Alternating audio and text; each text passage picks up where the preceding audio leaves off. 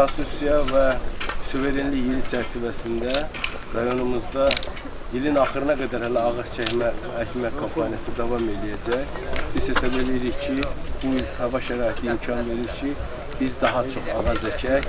Xüsusilə Bakı-Astara avtomobil yolunun rayonumuzun ərazindən keçən hissələrində yol qovşaqlarında olan boş ərazilərin yaşıllaşdırılması istiqamətində istəyirik ki, əməli tədbirlər görək. Hətta ora elə ağaçlar əkilir ki, çoxlu meyvə ağaçları əkilir.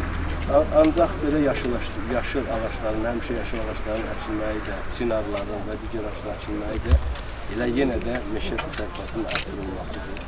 Bu işdə zəhməti olan meşə 11 saylı meşə idarəsinin rəhbərliyinə, Ekologiya Təbii Sərvətlər Nazirliyi rəhbərliyinə, rayonumuzun hüquq mühafizə digər idarə müəssisə rəhbərliyinə, bütün rayonun sakinlərinə xüsusi təşəkkür edirəm ona görə ki, bizim rayonumuzda ağac əkmə kampaniyasına ürəkdən yanaşır, xüsusi diqqətlidir. Yəni, iş xatirinə deyil, kampaniya xatirinə deyil, həqiqətən rayonumuzun yaşıllaşdırılması xatirinə həyata keçir.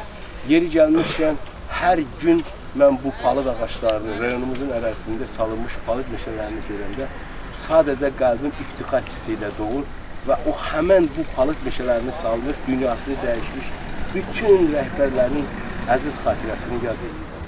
Bütün masallı Azərbaycan Respublikasında bu qədər palıd meşəsi olan yeganə rayonlardan biridir.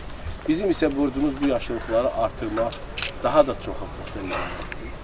Bugün əkdiyimiz ağaçlar, bu park olacaq Zəfər Parkı və bugünkü bayram münasibətilə, sabahki Azərbaycan Respublikası Dövlət Bayrağı günü münasibətilə sizin simanızda bütün masallıların hamısını təbrik edir. Bayramımız mübarək olsun, zəfərimiz isə əbədi olsun. Allah sağ olun.